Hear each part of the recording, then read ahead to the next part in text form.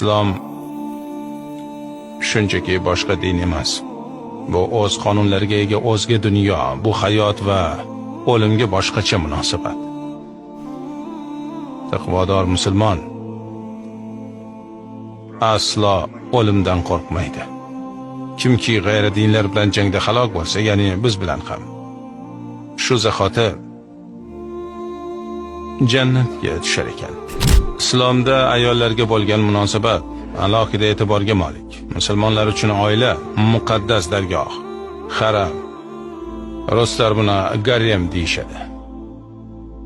Bu so'zning ikkinchi ma'nosi esa mumkin emas, taqiqlangan degani.